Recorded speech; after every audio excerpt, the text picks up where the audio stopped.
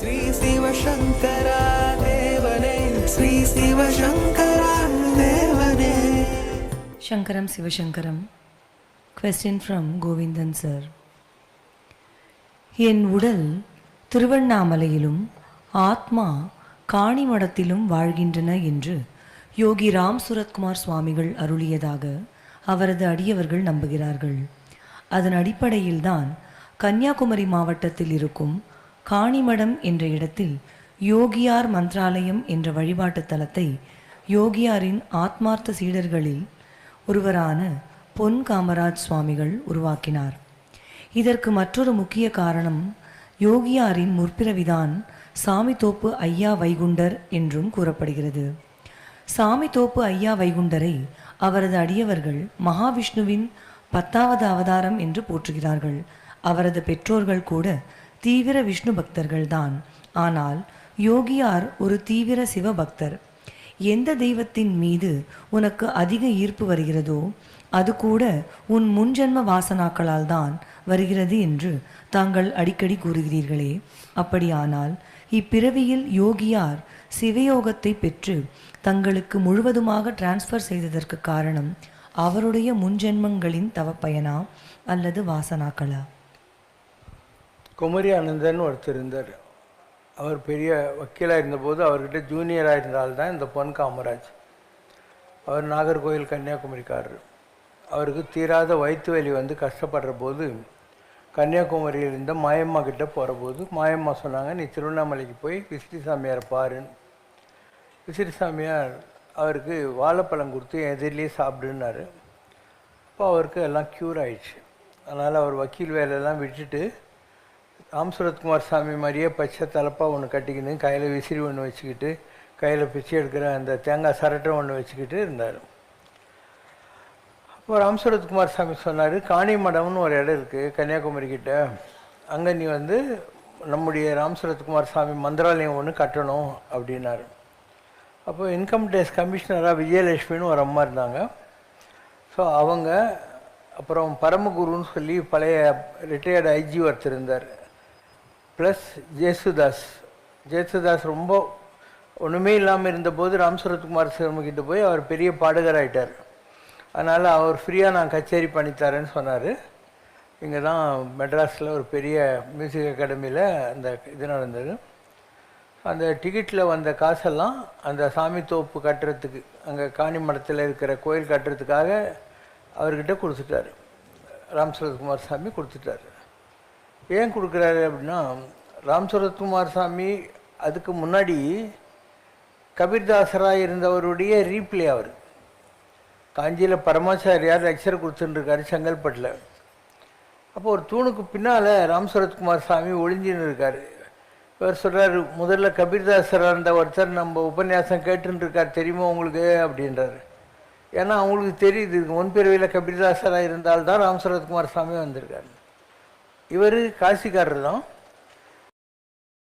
குழந்தைங்க ஒரு ஈர துணி இப்படி காய போடுற போது அதில் ஒரு பட்சி செத்து போகுது. இவர் அதுக்கு உயிர் வரணும்னு அழுகுறாரு, வரல. ஸோ அங்கே ஒரு குழி தோண்டி அந்த பட்சியை புதைச்சிட்டு அழுதுகிட்டே காசி விஸ்வநாதர்கிட்ட போகிறாரு. இப்போ அவருக்கு ஏதோ ஒரு மாறுதல் வருது. ஸ்கூல் டீச்சர் இருந்தார். ஸோ பொண்டாட்டி பிள்ளை குட்டிங்களெல்லாம் விட்டுட்டு அவர் நேராக அரவிந்தர்கிட்ட வர்றார் பாண்டிச்சேரியில். அவருக்கு என்னவோ இம்ப்ரெஸ் ஆகலை. ரமண மகரிஷிக்கிட்ட போகிறாரு, இம்ப்ரெஸ் ஆகலை. சரின்னு கஞ்சங்காடு ராமதாஸ் சுவாமிகள்னு சொல்லி ஒருத்தர் இருந்தார், மயங்களூர் கிட்ட இருக்கு கஞ்சங்காடு, காசர்கோடு கிட்ட. அவர்கிட்ட போய் ராமதாரக மந்திரம் வாங்கிட்டு அதை அப்படியே ஜபம் பண்ணி ஒரு எக்ஸ்டசிக் லெவலுக்கு போயிடுறாரு. அண்டு சாமி சொல்கிறாரு, ஒரு பெரிய ஆலமரத்துக்கு கீழே சின்ன மரம் வளராது, நீ தனியாக தான் போகணும் அப்படின்றார். நான் எங்கே போவேன் அப்படின்றார். இவரே கேட்குறார், திருவண்ணாமலை எனக்கு பிடிச்சிருந்தது, அங்கே போட்டோமான்னு போன்றார். சாப்பாட்டுக்கு என்ன பண்ணுறதுன்றார். பிச்சை எடுத்து சாப்பிடுன்றார். அவர் அன்னிலிருந்து அவர் பிச்சை எடுத்து தான் சாப்பிட்டு வந்தார். Use to call himself A beggar. And came to Tiruvannamalai. சுடுகாட்டில் 40 வருஷம் ஓம் ஸ்ரீராம் ஜெயராம் ஜெய் ஜெயராம் சொல்லிக்கிட்டு அழிஞ்சிக்கிட்டே இருந்தார். அவர் எல்லோரும் மென்டல் நினச்சி கல் எடுத்து அடிச்சுட்டு இருந்தாங்க. அப்போ பெரிய மகான் இருந்தார், ஞானானந்தகிரி சாமின்னு திருக்கோயிலூர் சபுவனத்தில் ரொம்ப பெரியவர். அவர் பொன் பரமகுருக்கிட்ட சொல்கிறாரு, ஒரு மகான் அவர், அது தெரியாமல் ஜனங்கள்லாம் கல்லடிக்கிறாங்க, நீ ஒரு ஐஜியாக இருந்தால் அவருக்கு ப்ரொடெக்ஷன் கொடுக்க மாட்டேன்னு கேட்குறாரு. அப்போ பொன் பரமகுரு வந்து 2 கான்ஸ்டபிளாக அவருக்கு பாரா போடுறாரு. அப்போ ஐஜியே வராரு, கான்ஸ்டபிளெல்லாம் பாரா போட்டிருக்காங்க, பெரிய சாமியாடுறான்னு சொல்லி ஊரில் இருக்கிற ஜனங்கள்லாம் இவரை மதிக்க ஆரம்பிச்சிட்டாங்க. அவர்கிட்ட சிவகாசி, விருதுநகர் இந்த பக்கத்தில் இருந்து நிறைய வியாபாரிகள் இருக்காங்களே, நாடார் சமூகத்தை சேர்ந்தவங்கெல்லாம் வர ஆரம்பித்தாங்க. அவங்க ஏன் வராங்க? இதுக்கு முன்னால் சுவாமி தோப்பு ஐயாவாக இருந்தவருடைய ஆத்மா தான் இவர். இந்த பிரிவில் கபிதாசர், ஆனால் போன பிரிவில் சுவாமி தோப்பு ஐயாவாக இருந்தவர். ஆனால் இந்த பழைய அட்ராக்ஷனில் நாடார்களெல்லாம் நிறைய பேர் அவர்கிட்ட வர ஆரம்பித்து, தேர்முட்டிக்கிட்ட கோயிலுக்கு எதிரில் ஒரு இடம் வாடகைக்கு எடுத்து கொடுத்தாங்க. அங்கே தான் இருந்துக்கிட்டு இருந்தார் அவர். அது பொன் காமராஜ்கிட்ட சொல்லி அங்கே கோயில் கட்டினாங்க. அங்கே தான் முதல் அந்த கோயில் அவருடைய சிலை தான் இருக்கும். அதுக்கப்புறம் இவர் வசூல் பண்ண சொல்லி ஒரு புக்கு போட்டாங்க 1000 ரூபாய்க்கு. அந்த புக்கை விற்று அதில் வந்த காசை எடுத்து விற்கிற ஒரு இடத்த வாங்கினாங்க. ரமணாசிரமத்துக்கு எதிரில் ஒரு சந்துக்குள்ளே போனால் ரைட் சைடில் வரும். அந்த சந்தில் ஒரு கட்டினாங்க, ஒரு வித்தியாசமாக ஒரு மெட்டல் ஷீட் ரொம்ப ஹைட்டில் வச்சு கட்டி. இன்றைக்கி நல்ல ஆசிரமமாக இருக்குது, தங்க முடியாதாங்க, ஆனால் சாப்பாடெல்லாம் போடுவாங்க யார் போனாலையும். குறிப்பிட்ட டைமுக்கு போனோம். அவருக்கு 3 நிலையில் அங்கே உட்காந்துருக்கு. ஒன்று அவர் நிற்கிற கோலத்தில் ஒரு சிலை, இன்னொன்று ஒரு கொட்டைக்கு அடியில் அவர் உட்காந்துட்டு இருக்கிற மாதிரி ஒரு சிலை, 3வது அவர் சமாதி ஆனபோது அவர் உடம்பு அடக்கம் பண்ண இடத்துல ஒரு சிவலிங்கம். இந்த 3 விஷயங்கள் அங்கே இருக்குது. சேலத்தில் சாரதா காலேஜில் ஒரு லெக்சரர் அம்மா இருந்தாங்க. அந்த அம்மா வந்து அடிக்கடி வரப்போக இருந்தாங்க. தேவகின்னு பேர் அவங்களுக்கு. அவங்க கூட ராஜலக்ஷ்மின்னு ஒரு அம்மாலாம் வருவாங்க. அப்படி வர்றபோது அவங்க வேலையெல்லாம் விட்டு இவருக்கே சர்வீஸ் பண்ண ஆரம்பித்தாங்க. ஒரு குறிப்பிட்ட காலத்தில் சாமிக்கு கேன்சர் வந்துச்சு யூரினரி ட்ராக்கில். அப்போது அவரை பார்த்துக்கிட்டு ரங்கபாஷ்யம் நர்சிங் ஹோம்லேருந்து ஒரு டாக்டரும் 2 நர்ஸுங்களும் இங்கே க்யூர் ஆகலைன்னு சொல்லி அங்கேயே அவரை பெர்மனெண்ட்டாக பண்ணாங்க. அங்கே அவர் இறந்துட்டார். அந்த இடத்துல ஒரு நல்ல ஆசிரமம் இருக்குது, ரமணாசிரமத்துக்கு நேர் எதிர் சந்தில் அந்த இடத்துல இருக்குது. இப்போ இந்த அம்மாவுடைய கேள்வி என்ன, அவர் வந்து ஏன் சிவ பூஜை பண்ணார்? எங்கே சிவ பூஜை பண்ணார்? ஓம் ஸ்ரீராம் ஜெயராம் ஜெய ஜெயராம்ன்றது ராமருடைய பேர். ராமசுரத்குமார் சாமி சொல்லிட்டு இருந்த மந்திரம் ஓம் ஸ்ரீராம் ஜெயராம் ஜெய ஜெயராம் தான். ஆனானப்பட்ட ராமர் சிவ பூஜை பண்ணியிருக்காரு, கிருஷ்ணர் சிவ பூஜை பண்ணியிருக்காரு, அம்பல் சிவ பூஜை பண்ணியிருக்காரு, பிள்ளையார் சிவ பூஜை பண்ணியிருக்காரு, முருகர் சிவ பூஜை பண்ணியிருக்காரு. நீங்கள் சிவன் யாரை சொல்கிறீங்களோ அது வந்து ஒரு total sum total of all the divine energy in one form. அந்த சிவம் 3ஆக பிரியுது. அதுதான் ஹோலி ட்ரினிட்டிங்கிறது. Creating Brahma, protecting Vishnu and சம்மார மூர்த்தியாகி சங்கரன். இந்த 3 சேர்ந்தா அதுதான் சிவன் சொல்லக்கூடியது. அதனால் ஈஸ்வர சர்வபூதானாம் அப்படின்னு பகவத்கீதையில் கிருஷ்ணர் சொன்னால் என்ன அர்த்தம்? இந்த உலகத்தில் சிவன் இல்லாதவங்க யாருமே இல்லை அப்படின்னு அர்த்தம். நம்ம சுவாசிக்கிறோம், சுவாசி அப்படின்னு அதில் வாசி வாசின்னு வரும். வாசி வாசி வாசி வாசி வாசின்னு சொல்லி சிவா சிவா சிவான்னு வந்துடும். அப்போ நம்முடைய மூச்சு காற்றுக்குள்ளே ஓடிக்கொண்டு இருக்கக்கூடிய காற்று இல்லையா, அதுதான் சிவன். அதனால் எல்லார்கிட்டையும் சிவன் தான் இருக்கு. ஈயம்பு முதலாகி எல்லா ஜீவராசிகள்கிட்டையும் அதே கடவுள் தான் இருக்காரு. அதனால் வள்ளல் பெருமானார் சொல்கிறாரு, எல்லா உலகும் என் வசமாயின, எல்லா உயிரும் என் உயிராயின. உலகம் முறை எனக்கு தான் சொந்தம், இந்த உலகத்தில் எல்லா உயிரும் நான் தான். ஏன்னா எல்லாம் கடந்த எண்ணம்பலத்தீசர் எல்லாம் கடந்தும் என்னுள் இருந்தாரேங்கிறார். எல்லார்கிட்டையும் இருக்கிற சிவன் தான் எல்லாத்தையும் தாண்டி எங்கிட்டையும் உட்காந்துருக்காரு அப்படிங்கிற அர்த்தத்தில் அவர் சொல்கிறார். அதனால் உலகத்தில் சிவன் இல்லாமல் வேறு எதுவுமே இல்லை. அண்ட் அந்த சிவனுடைய முக்கூறுகள் இருக்கு இல்லையா, அதுதான். இப்போ பாசிட்டிவ் நெகட்டிவ் 2 ஒயர் உங்களுக்கு தெரியும். உங்கள் வீட்டுக்கு எலக்ட்ரிசிட்டிலாம் பண்ணப்புறம் ஒரு ஆணி அடிச்சு ஒரு கம்பியை கொண்டு போய் பூமியில் விடுவீங்க, அதுக்கு என்ன சொல்வீங்க? எர்த்துன்னுவீங்க. அப்போ ஒரு பாசிட்டிவ் நெகட்டிவ் இருக்கு இல்லையா, அதுதான் சங்கர நாராயணன். எர்த்து இல்லையா, அதுதான் பிரம்மா என்பது. இப்போ இந்த உலகத்தில் இருக்கிற நாம் எல்லாருமே பிரம்மாக்கள் தான். இந்த உலகத்தில் இருக்கிற இயல்பு முதலாகி எல்லா ஜீவராசிகளையும் பிரம்மா தான் இருக்குது. நம்ம எல்லாம் பிரம்மம் தான். இதில் வலது பக்கத்தில் ஒரு காற்று, இடது பக்கத்தில் ஒரு காற்று போயிட்டு வந்துருக்கு இல்லையா, அதுதான் சங்கர நாராயணன்னு சொல்கிறது. நீ ஒரு சாதாரண நிலையில் இருக்கிற போது இந்த பிரம்மமாகிய சரீரத்தில் 2 காற்று இப்படி தான் போயிட்டு வந்துட்டு இருக்கும். நீ தவநிலை அடைகிற போது இந்த தொப்புலேருந்து ஆரம்பித்து 4வது சக்கரம் முருகன், இங்கே அம்பாள், இங்கே சிவன், அப்போ இப்படி ஆகிடும். 8 மாதிரி வந்துக்கிட்டே இருக்கும் காற்று. அது அஷ்டாங்க யோகம்னு கூட சொல்லுவாங்க. அந்த மாதிரி வருகிற போது சங்கர நாராயணன் 2ம் ஒன்றா சேர்ந்து பிரம்மமாகிய சரீரத்துள் எடுக்கக்கூடிய தவநிலை இருக்கு இல்லையா, அதுதான் Shivan. Is equal to Shivan. யோகி ஹிருத் பத்ம வாசினே, நற்றவத்தவர் உள்ளிருந்து ஓங்கும் நமச்சிவாயனே அப்படின்லாம் சொல்கிறதுக்கு அதுதான் காரணம். இப்போ எல்லாம் கடந்த எண்ணம்பலத்தீசர் என்னுள் இருந்தாரேன்னு வள்ளலார் சொல்கிறதுக்கு இதுதான் அர்த்தம். அப்போ நம்ம எல்லாருமே சிவனாக முடியும். நீங்கள் இன்னும் முயற்சி பண்ணலை. நீங்கள் இப்போ பிரம்மா சங்கர நாராயணனாக இருக்கீங்க. ஆதிசங்கரர் கேள்வி பதில் நவரத்ன மாலைன்னு ஒரு புக் எழுதியிருக்கார். பிரஸ்னாகரர் ரத்னாகரம்னு பேர். அதில் அவர் கேட்குறார், கச்ச பகவான், பகவான் என்பது யார், இல்லை எது? இதுக்கு அவர் சொல்லுகிற விடை சங்கர நாராயண ஆத்மையேவ, சங்கரனாகவும் நாராயணனாகவும் இருக்கக்கூடிய ஆத்மாவுக்கு யார் சொந்தமோ அவன் தான் பகவான் அப்படிங்க. அப்போ நாம் எல்லாருமே பகவான் ஆக முடியும். ஆனால் நாம் இன்னும் அந்த முயற்சியில் இறங்கலை. நமக்கு காற்று 2ஆக தான் போயின்னு வந்துருக்குது. அதை 8ஆக மாற்றுற ஒரு வித்து இருக்குது. அதில் நீ சக்சீட் ஆகிட்டியானாக்கா பிரம்மமாகிய சரீரத்தில் சங்கர நாராயணன் ஒன்றா சேர்ந்துடுறான். அப்போ நீ பகவான் ஆகிடுற. பகவான் ஆகிட்டியானா உனக்கு எதுக்குமே பஞ்சமே இருக்காது. நீ நல்லா படித்தாலுன்னு வை, கல்விமான், நல்லா அறிவாளியாக இருந்தானா புத்திமான், துட்டு நிறையா இருந்தால் உன் பேர் தனவான் இல்லையா, புத்திமான் கல்விமான் இப்படிலாம் இருக்குதா இல்லையா? அந்த மாதிரி பகவான் ஒன்று இருக்குது. பகவான்னா என்ன, எதுக்குமே பஞ்சமில்லாத ஆளுன்னு அர்த்தம். அப்போ சிவசங்கர் பாபா பகவான். ஏன்னா எனக்கு எதுக்குமே குறை கிடையாது, குறையொன்றும் இல்லாத கோவிந்தான்றீங்க இல்லையா, அந்த மாதிரி ஆக முடியும். எனக்கு எதுக்கும் குறையில்லை. ஆனால் எனக்கு எந்த தேவையும் இல்லை. யாதனின் யாதனின் நீங்கியான் இடும்பை நோதன் அதனின் இளன். எதுவும் வேணான்னு எவன் இருக்கானோ அவனுக்கு எந்த ப்ராப்ளமே உலகத்தில் கிடையாதுன்னு அர்த்தம். அப்போ I have become Bhagavan already and you have to try to become like this. எல்லாரும் ஆகலாம், எல்லாரும் பகவான் ஆகலாம். ஆனால் நீங்கள் முயற்சியே பண்ணுறதில்லை.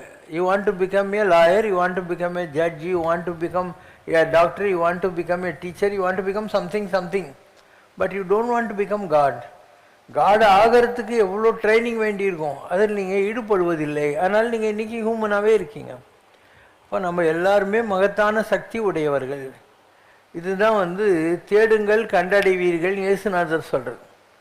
இப்போ நீங்கள் உட்காந்துக்கிற இந்த கிரானைட்டை பேத்துரு, இது கீழே நுரம்பு மண் இருக்கும், அதுக்கு கீழே சவுடு இருக்குது, அதுக்கு கீழே களிமண் இருக்குது, அதுக்கு கீழே மணல் இருக்குது, அதுக்கு கீழே தண்ணி இருக்குது, அதுக்கு கீழே பெட்ரோல் இருக்குது, அதுக்கு கீழே தங்கம் இருக்குது, வைரம் இருக்குது. அப்போ நீ வைரத்து மேலே உட்காந்துக்கிற, தங்கத்து மேலே உட்காந்துக்கிற, பெட்ரோல் மேலே உட்காந்துக்கிற, தண்ணி மேலே உட்காந்துக்கிற, களிமண் மேலே உட்காந்துருக்க. நீ முயற்சியே பண்ணல, இது கிரானைட்டுன்னு தப்பாக நினச்சின்னு உட்காந்துன்னு இருக்க. ஸோ யார் முயற்சி செய்கிறாங்களோ, எவ்வளோ முயற்சி செய்கிறாங்களோ அந்த அளவுக்கு அவங்க கீழே வரைக்கும் போய் தங்கத்தையும் கொண்டாடலாம், பெட்ரோலையும் கொண்டாடலாம், களிமண்ணையும் கொண்டாடலாம். எதுவுமே குறையில்லை. ஒருவேளை உன்னால் களிமண் தான் கொண்டாட முடியுதுன்னு வச்சுக்கோயேன், அதை வச்சு நீ ஒரு பொம்மை பண்ணலாம், பிள்ளையார் பொம்மை பண்ணலாம், அது கூட 4 பேர் தோப்புக்காரன் போடுவான். ஏதாவது நீ சாதிக்கணும்னு நினச்சா முயற்சி செய்ய வேண்டியிருக்கும். வெளியிடப்படாத ரகசியம் இல்லை. தகுதி உடையவன் எவனோ அவனுக்கு எல்லாம் கொடுக்கப்படும், தகுதியற்றவனிடத்தில் உள்ளதும் பறிக்கப்படும். ஏசுநாதர் முயற்சி செய்தால் முடியும். நாங்கள்லாம் முயற்சி செஞ்சோம். ராம் சரத்குமார் சாமி முயற்சி பண்ணார். 40 வருஷம் சுடுகாட்டில் நின்றுக்கிட்டு ஜபம் பண்ணுறது என்ன விளையாட்டா, சோறு தண்ணி இல்லாமல் அடுத்த வேலை சாப்பாடு யாருக்கிட்ட வரனே தெரியாத நிலையில் அவங்கெல்லாம் பண்ணாங்க. 12 வயசில் ஆரம்பித்து 99 வயசு வரைக்கும் 77 வருஷம் ஒரு ஆள் இது உணர்ந்த திராட்சையை சாப்பிட்டு வாழைப்பழ சத்துமாவை சாப்பிட்டு காலையிலேருந்து சாயந்தரம் வரைக்கும் ஜபம் பண்ணின்னு உட்காந்துருந்தார். பரமாச்சாரியார் ஆக முடியுதா இல்லையா?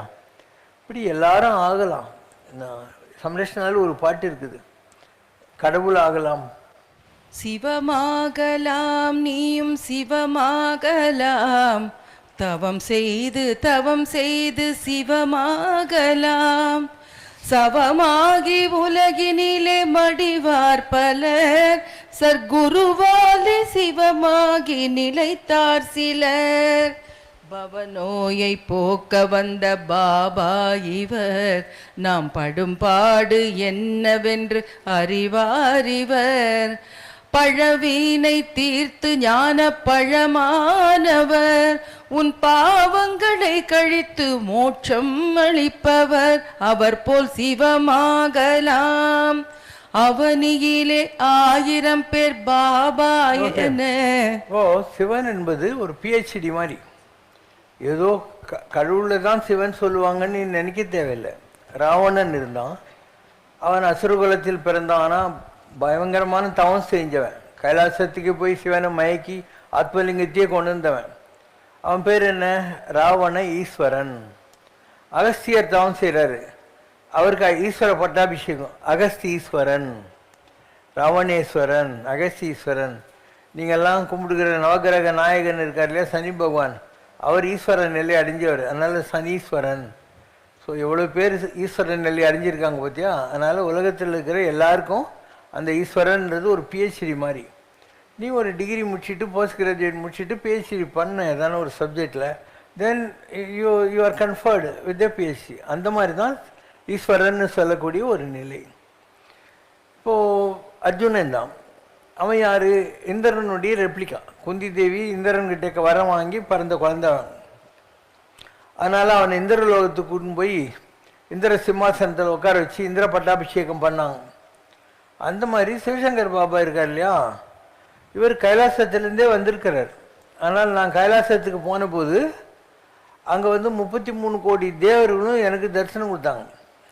ஆகாசிலேருந்து அப்படியே அவங்கவுங்க வாகனம், அவங்கவுங்க கிரீடம், அவங்க ட்ரெஸ்ஸில் அப்படியே இறங்குறாங்க. நான் தாட்சன்னு உட்காந்து தியானம் பண்ணிக்கிட்டு இருக்கிறேன். அந்த இடம் சைனாவில் இருக்குது. அப்போ அவங்கெல்லாம் என்னை இப்படி கும்பிட்றாங்க. நான் சொல்கிறேன், நான் தானே உங்களை கும்பிடணுன்னு. அவங்க திருப்பியும் சாட்சாத் பத்ரி நாராயண் பகவான் ஹோ, நீ தான் சாட்சாத் பத்ரி நாராயணன், அதனால உன்னை கும்பிட்றதுக்கு நாங்கள்லாம் வந்திருக்கிறோம் அப்படின்னாங்க. இந்த மாதிரி அனுபவமெல்லாம் வரும். ஆனால் இது என்ன விளையாட்டா? நான் சொல்கிற அனுபவம் உனக்கு வரணுன்னா விளையாட்டா? இப்போ சிவசங்கர் பாபா ஜாலியாக பேண்ட் ஷர்ட் போட்டுன்னு வாட்சி கட்டின்னு உட்காந்துக்கிறார் ஊஞ்சலில். ஆனால் அதில் 2வது படம் பாரு. இது கைலாசத்தில் சிவனும் பார்வதியும் முருகனும் எப்படி இருப்பாங்கன்ற காட்சி. இது வரைக்கும் உலகத்திலே என்னை தவிர யாருமே இதை காட்டினதில்லை. சேலஞ்ச். பார்த்தவங்க இருப்பாங்க, ஆனால் இதில் ஜனங்களுக்கு பார்க்கறதுக்காக காட்டினது நான் தான். அங்கே நிற்கிறார் இப்போ ரைட் சைடில், அதுதான் தலையில் பிறையோட சிவன். அதுக்கு பக்கத்தில் கையில் கிளி கரும்பு வில்லோடு உக்காண்டிருக்கா பாரு புடவையில், அந்த அம்மா தான் பார்வதி. அது பக்கத்தில் ஒரு பாம்பு இருக்கு இல்லையா, அதுதான் முருகன். முருகன் மனுஷன் கிடையாது, பாம்பு. அவர் நாக சுப்பிரமணியன். முதுகில் இருக்கிற குண்டலினி சக்தி அவர் தான். கீழே 2 மயில் தெரியுது இல்லையா, அதுதான் வள்ளி தேவி யானை. கீழே ஒரு மணி தெரியுது இல்லையா, அதுதான் கைலாசத்தில் இருக்கிற கண்டாபரன்னு சொல்லக்கூடிய. எவ்வளோ பெரிய விஷயம் இது. ஸோ இது யாருமே காட்டாத காட்சி. இங்கே இருக்கிற எல்லா கடவுளுடைய காட்சிகளும் நான் காட்டினது தான். இந்த கடவுளெல்லாம் இப்படி இருக்கும், இப்படி இருக்கும், இப்படி இருக்கும்னு சொல்லு.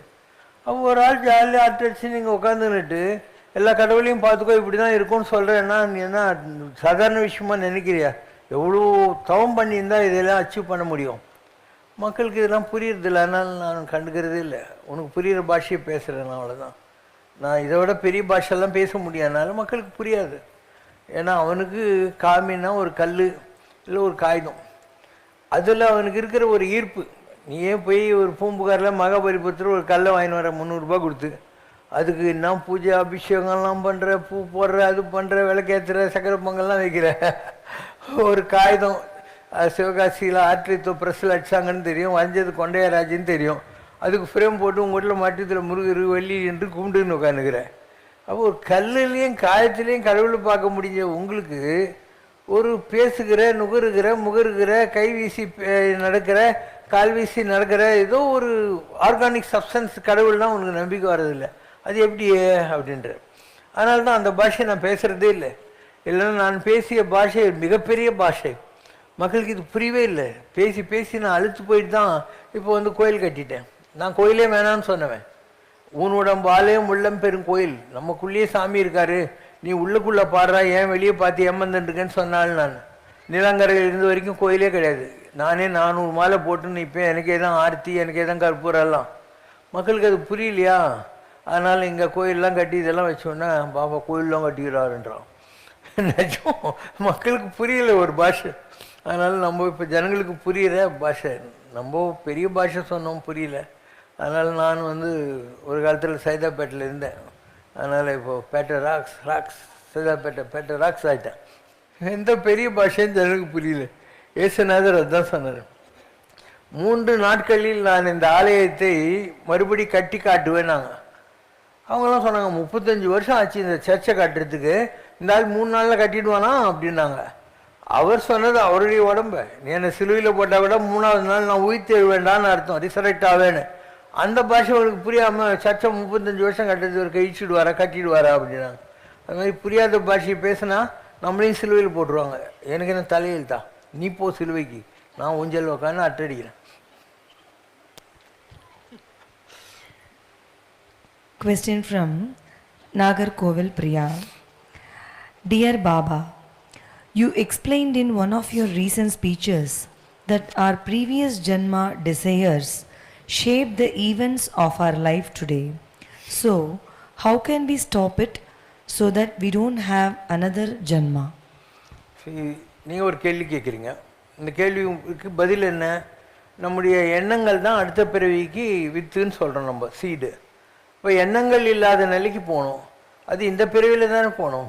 எல்லா முறை என்னை மறந்த நலம் சொல்லாய் முருகா சுரபூபதியே, அது என்ன பேர்? நிர்வாணம். எண்ணங்கள் இல்லை, துணி இல்லாமல் இருந்தாலே நிர்வாணம், எண்ணங்கள் இல்லாமல் இருந்தாலே நிர்வாணம். இப்போ எல்லா முறை என்னை மறந்த நலம்னா எந்த எண்ணமுமே இருக்கக்கூடாது, அப்படியே உட்காந்துனே இருக்கணும். ஒரு 1000 காக்கா இருக்குது, நீ ஒவ்வொரு கல்லாக ஒவ்வொரு காக்கா கிட்ட போய் போட்டுக்குன்னு காக்காவா சொல்லின்னு இருப்ப. ஒரு கல்லை எடுத்து இப்படி போட்டு கான்னா எல்லாம் ஓடிப்படும்.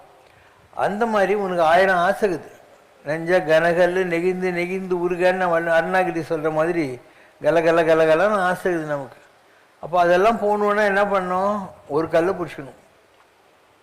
அது கணபதியாக இருக்கலாம், கந்தனாக இருக்கலாம், சிவனாக இருக்கலாம், அம்பாலாக இருக்கலாம், ஜீசஸாக இருக்கலாம், யார் வேணா இருக்கலாம்.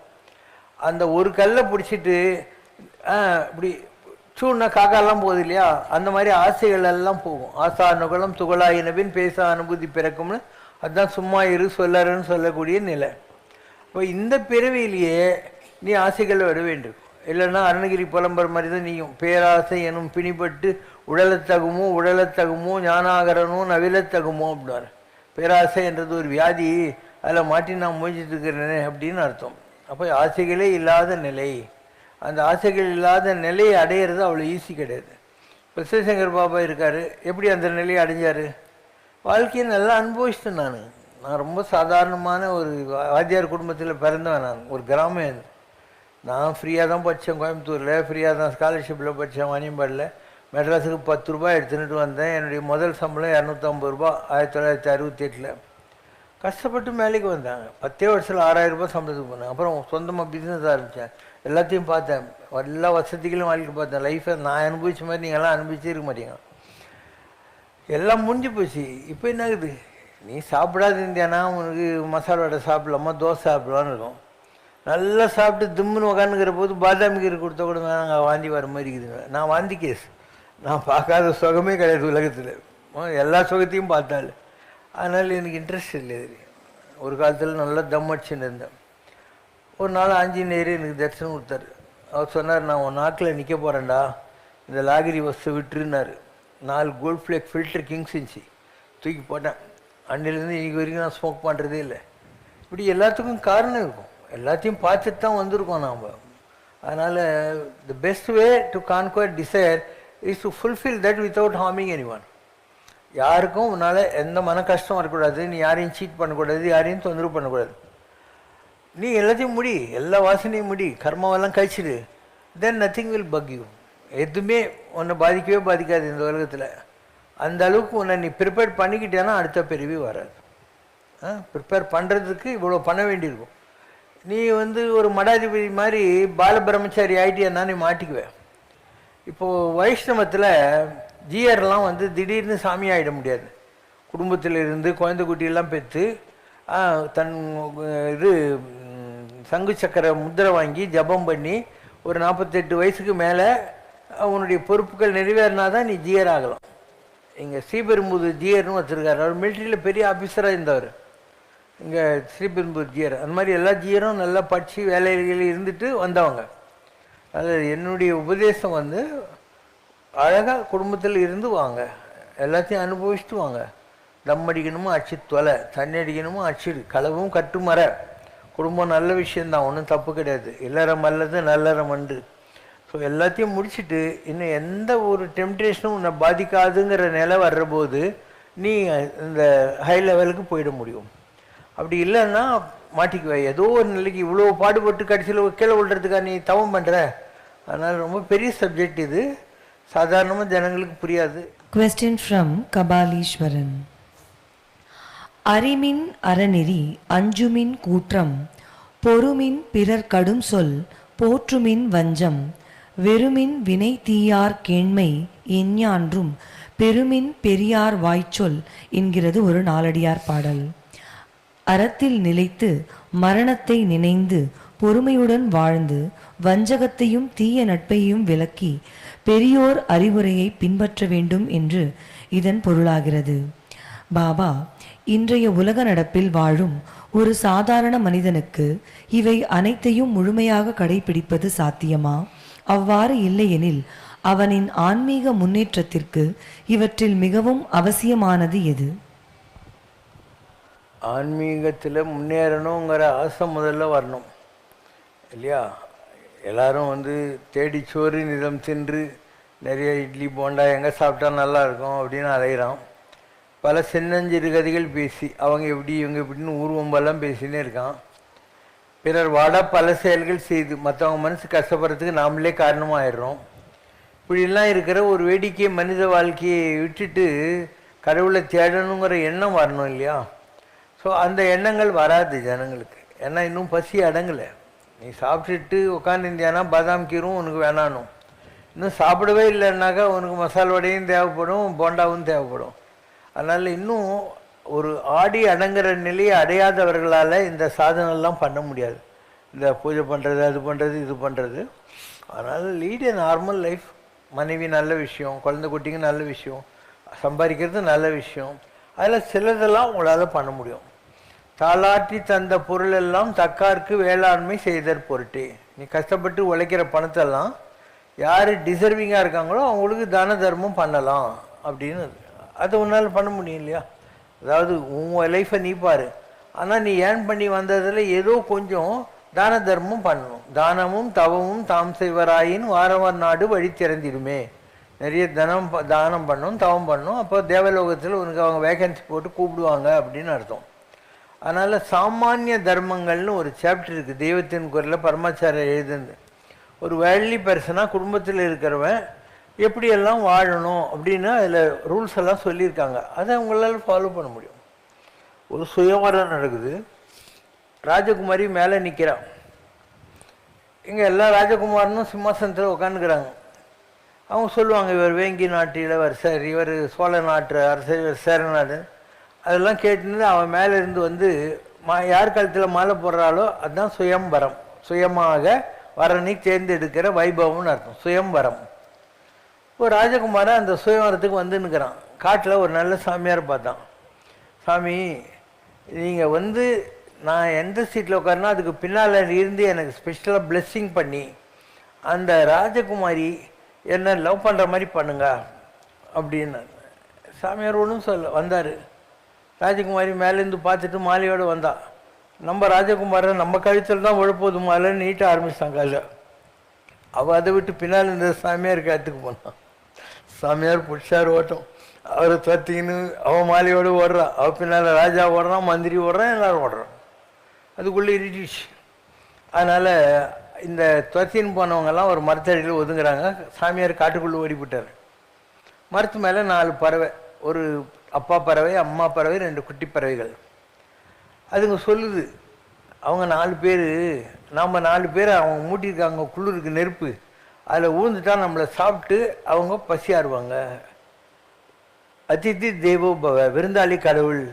விருந்து புறத்ததா தானுண்டல் சாவா மருந்துன்னு வேண்டல் பாட்டு அன்று. விருந்தாளி விட்டுட்டு சாப்பிடக்கூடாதுன்னு சாஸ்திரங்குது அப்படின்னு. இது ஒரு நிகழ்ச்சி. மறுநாள் காட்டில் இருக்கிற சாமியார் வர்றாரு. இவங்கெல்லாம் போய், சாமி ஏன் ஓடி போனீங்க அப்படின்னாரு. அப்போ அவர் சொல்கிறார், நீங்கள் 4 பேர் பசியாரணும்னு 4 பறவைகள் நெருப்பு உந்தது இல்லையா, அந்த மாதிரி இல்வாழ்வான் என்பான் இயல்புடைய மூவர்க்கும் நல்லாற்றின் என்ற துணி. குடும்ப வாழ்க்கையில் இருந்துக்கிட்டு இறந்து போன பெரியவங்களுக்கு திவசம் பண்ணுறது, தேவர்களுக்கெல்லாம் படைக்கிறது, இந்த மாதிரி பித்திருக்களுக்கு, தேவர்களுக்கு, இவங்களுக்கெல்லாம் சன்னியாசிகள் மற்றவங்களை சோத்துக்கு நம்பி இருக்கிறவங்களுக்கு படைக்கணும். இந்த 3 பேருக்கு உதவணும். அது குடும்ப வாழ்க்கையில் இருந்தால் நல்லது.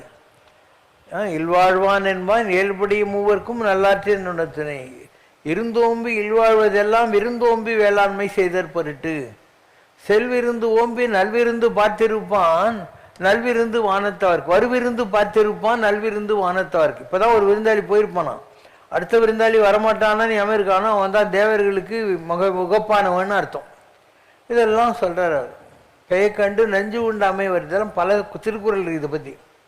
அந்த மாதிரி இருக்க முடிஞ்சால் எல்லாரும் நல்லது தான். ஒரு அழகான ராஜகுமாரி கையில் மாலையோடு ஓடி வந்தால் கூட நமக்கு அது மேலே டெம்ப்டேஷன் வரக்கூடாது. அந்த மாதிரி இருந்தால் நீ என்ன மாதிரி சன்னியாசி ஆகலாம். அந்த எக்ஸ்ட்ரீமில் இருந்தால் நீ சன்னியாசி ஆகிடு. இல்லைன்னா பேசாமல் குடும்பத்தில் இருந்து அந்த பறவைகள் எப்படி எல்லாருக்கும் யூஸ் ஆகணுமோ நீ மற்றவங்களுக்கு யூஸ் ஆகிட்டுது அப்படிங்கிற வார்த்தையை சொல்லிச்சு. அதனால் குடும்பம் நல்ல விஷயந்தான். ஏன்னா நீங்கள் உங்கள் பெரிந்து இறந்து போகிறாங்க இல்லையா பித்திருக்கள், அவங்களுக்கு தேவசம் காரியம்லாம் பண்ணுறீங்க, அவங்க ஆத்மாலாம் சாந்தி அடையுது. சன்னியாசிங்கெல்லாம் உங்களை நம்பின்னு உட்காந்துருக்காங்க, அவங்களுக்கெல்லாம் நீங்கள் தானே சாப்பாடு போட முடியும். அண்டு உன்னுடைய பிதிர்கள், விருந்தாளிகள், சன்னியாசிகள் எல்லாருக்கும் நீங்கள் தான் ஹெல்ப் பண்ணுறீங்க. அதனால் இல்வாழ்க்கையில் இருக்கலாம். அப்போ இல்லறம் அல்லது நல்லறம் அண்டு. இல்லறம் நல்ல விஷயம். ஆனால் முடிஞ்ச அளவுக்கு குடும்பத்தில் அடித்து பிடிச்சி சண்டைலாம் போடக்கூடாது. ஏன்னா உன் குடும்பம் வந்து கடவுள் உங்கள்கிட்ட ஒப்படைச்சிருக்கிற ஒரு பிரான்ச் ஆஃபீஸ். நீ உன் குடும்பத்தில் இருக்கிற 4 பேரை ஒழுங்காக பார்த்துனாவே அதுக்கப்புறம் கடவுள் உன்னை கொஞ்சம் ப்ரமோஷன் பண்ணி ரீஜனல் மேனேஜர், ஜென்ரல் மேனேஜர்லாம் பண்ணுவார். முதல்ல உன் கூரையேறி கோழிப்பிடி. உன் குடும்பத்தில் இருக்கிற 4 பேர்கிட்ட சண்டை போடாத, அன்பாக இருக்கிற வித்தியை கற்றுக்கோ. உனக்கு அந்த தகுதியெல்லாம் வந்துடுச்சுன்னு தெரிஞ்சால் கடவுள் ஒன்று அதுக்கடுத்து எலிவேட் பண்ணார். எடுத்து உடனே நீ எல்லாம் சாமியாகலாம் ஒன்றும் படிக்க முடியாது. It's not a joke to leave. And அதில் எவ்வளோ சோதனைகள் வரலாம். எனக்கு கூட தான் கல்யாணம் ஆகி ஒரு பொண்டாட்டி ஒரு பையன் பொண்ணு இருந்தாங்க. கடவுள் அவங்கள எடுத்துடணும்னு நினச்சா எடுத்துருவார். அதுக்கு ஒரு காரணம் இருக்குது. எனக்கு 48வது வயசில் நான் சாமி ஆகிடுவேன்னு இருக்குது. அப்போது குடும்பம் பிரியணும்னு இருக்குதா, பிரிஞ்சிச்சு, அவ்வளோதான். நான் அமெரிக்கா இது வரைக்கும் 30 தடவை போயிருப்பேன். அங்கே தான் இருக்காங்க என் பொண்டாட்டி பிள்ளை குட்டிங்கெல்லாம் பார்க்கறதே இல்லை அவங்கள. அதுக்கு தானாக வரும். வெள்ளரி பழ மோட்சம்னு பேர். அது வெள்ளி பழம் தானாக கீழே விழுந்துருமா. அந்த நிலைக்கு வந்ததை அற்றது பற்று விட்டுறது வீடுன்னு தள்ளி தப்பிக்கிறதுக்கு வாய்ப்பு இருக்குது. இல்லைன்னா குடும்பத்திலேயே இரு. எப்போ இதெல்லாம் மாறுதோ அப்புறம் அடுத்த வரைக்கும் வா. நிறைய பேர் புட்டபர்த்தி போய் நாங்கள் சத்ய சாய்பாபா இருந்த புட்டபர்த்திலேயே இருக்க போகிறோம் அப்படின்வாங்க. நான் சொன்னேன், நீ லூஸு. சாமி என்ன சொல்கிறாரு, ஒவ்வொரு வீடுமே வந்து அந்த மாதிரி காமன் கம்போஸ்டாக ஆகணும். ஒவ்வொரு வீடும் காமன் கம்போஸ்டாக ஆகணும். இவன் பூரா அங்கே போய் உட்காந்துட்டு புட்டபர்த்தியில் நார் அடித்தான்னா என்ன பிரயோஜனம்? இல்லை அங்கே போய் உட்காந்து என்ன பண்ண போகிறான்? ஸோ ஒவ்வொரு வீடுமே அந்த மாதிரி ஆகணும். அப்படி தான் அவர் உபதேசம் பண்ணுறாரு. அதனால் நீங்கள் உங்கள் குடும்பத்தை மாற்றுங்கயா, உங்கள் குடும்பத்தை நீங்கள் மாற்றுங்க. அதுதான் கடவுள் சொல்கிறது, அதுதான் மகான்கள்லாம் கற்றுத்தர்றது அப்படின்னு. மக்களுக்கு நிறைய விஷயங்கள் புரியறது இல்லையா, இவங்க ஏமாந்து போயினே இருக்காங்க. நிறைய விஷயம் நல்ல விஷயம். அதெல்லாம் சின்ன சின்ன விஷயங்களை நம்ம கோட்டை விட்டுரும். ஞானானந்தகிரி சாமி இருந்தார், பெரிய மகான். அவரை பார்க்கறதுக்கு ஒரு பிராமணன் வரான். இந்த நாங்கள்லாம் நல்ல பண்ணையாராக இருந்தோம். ஜமீன்தாருக்கு கோவம் வந்து, எதுக்காக கோவம் வந்தது, அந்த அவன் வீட்டில் கருமதியோ தேவசமோ பண்ணுறதுக்காக இந்த வந்துக்கிற பிராமணனுடைய அப்பனை கூப்பிட்டாரு. அவர் சொன்னார், காஞ்சி பெரியவர் என்ன, நீ வந்து ஹோமம் யாகம்தான் பண்ணணும், இந்த மாதிரி லௌகிகமான புண்ணியவாஜனெலாம் பண்ணக்கூடாதுன்னு சொல்லியிருக்காரு, அதனால் நான் வர முடியாதுன்னு. அப்போனா நான் உனக்கு கொடுத்த லேண்டெல்லாம் கொடுன்னு எல்லாத்தையும் பிடிக்கணும். ஸோ அவர் இறந்தார். அவங்க குடும்பத்தில் எல்லாரும் ஏழையில் இருக்காங்க. இப்போ பொண்ணு கல்யாணம் பண்ணும். பொண்டாட்டி சொல்கிறான், உன் பொண்ணு கல்யாணத்துக்கு துட்டு இல்லாமல் நீ வீட்டுக்குள்ளேயே வராதுன்னு தொத்தி விட்டா என்ன, உங்களை நம்பி வந்திருக்கேன்னு. சரி அங்கே போய் 2 நாளைக்கு அப்படிங்கிறாரு. இவன் 2 நாள் அங்கே இருக்கான். 3ஆம் நாள் ஒரு லாரி வந்து இறங்குது. அதுலேருந்து ஒரு பண்ணையார் இறங்குறார். இறங்கி இந்த மாதிரி என் வயலில் நல்ல விளைச்சல் உங்கள் மடத்துக்கு கொடுக்கணும்னு சொல்லி நான் அரிசி கொண்டு வந்துருக்கேன் ஒரு லாரி இல்லைன்ட்டு. நான் அதை பார்த்துட்டு தான் வாங்குவேன்னு ஞானானந்தகிரி சாமி வந்து இப்படி புளிகிறாரு. அரிசியிலேருந்து ரத்தம் வருது. எனக்கு இது வேணாம் அப்படிங்கிறாரு. அவன் இல்லையே, நான் நல்லா உணச்சி தானே கொண்டு வந்திருக்கேன்னு. அப்போது அந்த ஒருத்தன் இருக்கான், 2 நாள் அவனை கூப்பிடுன்ட்டு இவனை தெரியுறதா, இவங்க அப்பா பரமாச்சாரியார் சொன்னார், நீ எல்லாத்தையும் பிடிங்கினா அவங்கள அனதையை விட்ட, இப்போ பாரு அவங்க கஷ்டப்பட்டுன்னு இருக்காங்க. அண்டு அந்த குடும்பத்தில் கல்யாணத்துக்கு கூட வசதி இல்லை. நான் நீ குழந்திருக்கிற அரிசியை வாங்கிக்கணுன்னா அவங்க நிலத்தெல்லாம் திருப்பி கொடு, அந்த பொண்ணுக்கு கன்னிகாதானம் உன் கையால் நீ பண்ணிவிடு, அப்போ நான் நீ கொடுக்குற அரிசியை வாங்கிக்கிறேன்னாரு. இது அடுத்தது எப்படி நாம் தவறுகளை செய்கிறோம். ஒரு சாமியார்கிட்ட போய் டொனேஷன் கொடுத்துட்டு ஒரு கோயிலில் கஞ்சி ஊற்றிட்டாக்கா நம்ம புண்ணியம் வரும்னு நினைக்கிறோம். ஆனால் சாதாரண நிலையிலே நம்ம எவ்வளோ பேருடைய கஷ்டத்துக்கு காரணமாக இருக்கணுன்றது நமக்கு தெரியறதே இல்லை. அதே மாதிரி இன்னொரு இன்சிடென்ட் நடந்தது. பரமாச்சாரியர்கிட்ட ஒருத்தன் சொல்கிறான், நான் திருவிடை மருதூர்லேருந்து வந்திருக்கேன், ஏகாதச ருத்ர யாகம் பண்ணினேன் அப்படின்னு, பிரசாதம் கொண்டு வந்திருக்கேன், பெரியவா இதை ஸ்வீகாரம் பண்ணணும்னா. அவர் கண்ணை மூடின்னு இருந்துட்டு அதை தொடலை, கேள்வி மேலே கேள்வி கேட்குறாரு. நல்ல பிராமணாலாம் வந்திருப்பாளே அப்படின்னா, ஆமாம், எல்லாருக்கும் நல்லா யாகம்லாம் சொல்லியிருப்பா. அதில் 84 வயசான ஒரு பிராமணன், கொஞ்சம் பல்லு போச்சு சொல்லு போச்சு, ஸ்பஷ்டமாக சொல்லியிருக்க மாட்டான். அவனுக்கு எல்லாருக்கும் தட்சணை கொடுக்குற போது நீ கம்மியாக தட்சணை கொடுத்தியான்றார். ஆமாம் அப்படின்றான். எல்லாருக்கும் பந்தியில் உபச்சாரம் பண்ணுற போது அவன் ஒரு கரண்டி சக்கரை பொங்கல் கேட்டான். இந்த கேடுக்கு எதுக்கு நீ அவனுக்கு போடாத அவமானப்படுத்தினாங்கிறான். பெரியவா டிவியில் பார்க்குற மாதிரி சொல்கிறேங்கிறான். இப்படியே இருக்கார். இன்னும் கொஞ்ச நேரம் கழித்து 2 பிராமணர்கள் வர்றாங்க. நாங்கள் ஒரு பெரிய யாகம் நடந்தது, பிரசாதம் கொண்டு வந்திருக்கோம். இவன் தான் அதை பண்ணந்தேன்னு தெரியும் அப்படின்றாரு. அவங்க உணர்ந்தது எடுத்து இவர் இட்டுக்கிறார். இவன் ஏதோ தப்பு நடந்துச்சுன்னு தெரியறது, பெரியவா தான் மன்னிக்கணுன்றான். நான் என்னத்தை மன்னிக்கிறது? அந்த பிராமணன் நீ இவ்வளோ ஹியூமிலேட் பண்ணிட்டியேன்னு சொல்லி மாலிங்கர்ஸ் கிட்ட போய் இனிமேல் நான் பாயசத்தை தொடமாட்டேன் ஆயுசில்லைன்னு சொல்லி மனசு கஷ்டப்பட்டு போயிட்டான். அவனை போய் பார்த்து மன்னிப்பு கேளு, உனக்கு ஏதாவது இது லக்கு இருந்தாக்கா அவன் ஆசீர்வாதம் பண்ணுவான்னு. இவர் அவசர அவசரமாக போய் பார்த்தா அந்த ஐயர் இறந்து போயிட்டார். அவங்க வீட்டு வாசலில் பாடை கட்டுறதுக்கு ரெடியாக வச்சுருக்காங்க. அப்புறம் அந்த மிராசார் விளங்காமையே போயிட்டான். அதனால் யார் மனசையும் புண்படுத்தக்கூடாது. பெரியோர் மனதை நோக செய்தேனோ அப்படின்னு வள்ளலார் சொல்வார். என்னெல்லாம் தப்பு பண்ணுறோம் உலகத்தில்ங்கிறது. அதனால் நிறைய விஷயங்கள் சாதாரண நிலையிலேயே நம்ம தப்பு பண்ணுறோம். இதை விட்டு குறையேறி கோழி பிடிக்க தெரியாது, வானத்துக்கீரி வைகுந்தம் பிடிக்கிறேன்னு நான் அந்த விரதம் இந்த கோயிலுக்கு போனேன் அப்படின்னு. கோயிலுக்கு நீ என்ன போகிற? டூரிஸ்ட் பஸ்ஸில் ஏறி உட்காருவேன், 7 நாள் டூருக்கு பணம் கட்டியிருப்பேன். முதல் நாளே டயர்டாகிட்டு 2வது நாள் நீங்கள்லாம் போய் கும்பிட்டு வந்துருங்க அப்படின்னு தூங்கின்னு இருப்பேன். இதுக்கு டூர் எதுக்கு போகிற நீ சொல்? அவன் வீட்லேயே ஒரு தங்கச்சி கல்யாணம் பண்ணுறது வக்கீல் இருக்கு. நான் 400 ரூபா செலவு பண்ணேன்னு கன்னியாகுமரி அம்மனை போய் பார்த்தா அவன் மூக்குத்தி டால் அடிக்குதுன்னு சொல்லி நினைக்கிறேன். உன் வீட்லேயும் ஒரு கன்னியாகுமரி இருக்குது, கல்யாணம் ஆகாமல் இவ்வளோ கல்யாணம் பண்ணதை விட்டு நீ கன்னியாகுமரிக்கு போய் என்ன கழிக்க போகிறேன்? கடவுள் இதெல்லாம் அவன் நாசிக்க மாட்டார். நீ கடவுளை ஏற்றுக்கொள்கிறாயே என்பது முக்கியம் அல்ல, கடவுள் உன்னை ஏற்றுக்கொள்கிற வாழ்க்கையை நீ வாழ்ந்து கொண்டிருக்கிறாயே என்பது தான் முக்கியம். மக்களுக்கு இதெல்லாம் யாரும் சொல்கிறது இல்லையா? அதனால இவன் ஏதோ கற்பூரம் ஊதுவத்தி காட்டிட்டு ஒரு கந்தசர்ச்சி கவசம் தானே கடவுளை இவன் லீஸ்க்கு எடுத்துட்டான்னு நினச்சிக்கிறான். அப்படிலாம் இல்லை. God is looking for values. அந்த வேல்யூஸ் உங்கள்கிட்ட இருந்தால் கடவுள் நீ அவனை கும்பிடவே வேண்டியதில்லை, அவன் தர்மத்தை காப்பாற்றுறவன். அதனால் அவனுக்கு எல்லாம் செய்வான்.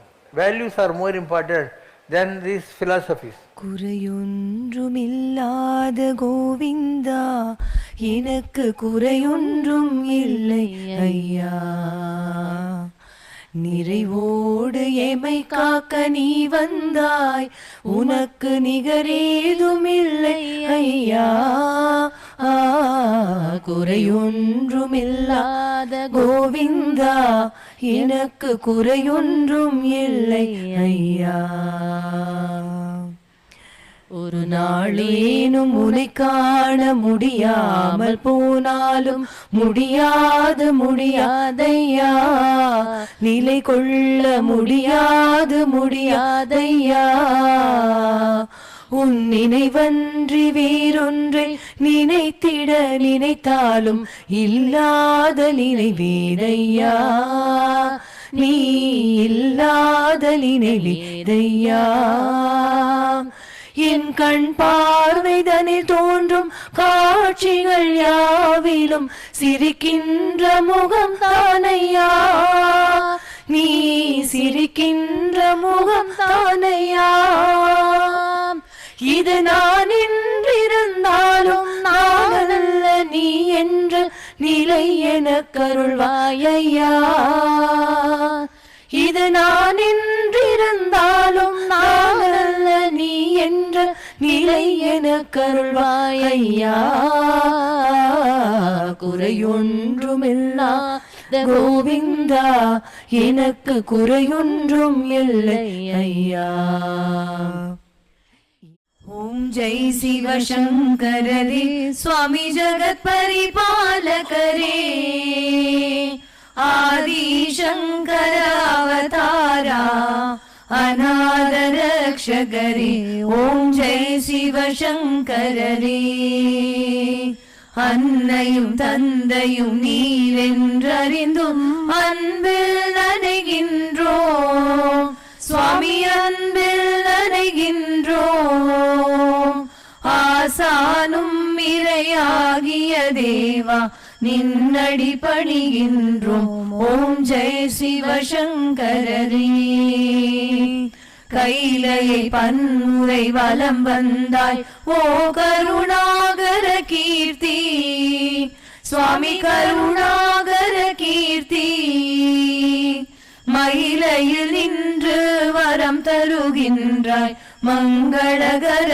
மூர்த்தி ஓம் ஜெய் சிவசங்கரரே ஆனந்த சாகரம் தனிலம்மையாழ்த்தும் அற்புதாருள் ஜோதி சுவாமி அற்புதாருள் ஜோதி ஆரத்தி செய்து பாடி மகிழ்ந்தோம் அருள்வாய் பரஞ்சோதி ஓம் ஜெய் சிவசங்கரரே நாராயண நாராயண ஓம் சத்யநாராயண நாராயண நாராயண ஓம் நாராயண நாராயண ஓம் சத்யநாராயண நாராயண ஓம் சத்யநாராயண நாராயண ஓம் ஓம் ஜெய் சிவசங்கரரே அம்மையோடு அப்பனென வந்தவர்க்கு மங்களம் ஆசானும் தெய்வமுமாயானவர்க்கு மங்களம் இத்தரை துயர்கள் எல்லாம் தீர்ப்பவர்க்கு மங்களம் ஈஸ்வராவதார சிவசங்கரர்க்கு மங்களம்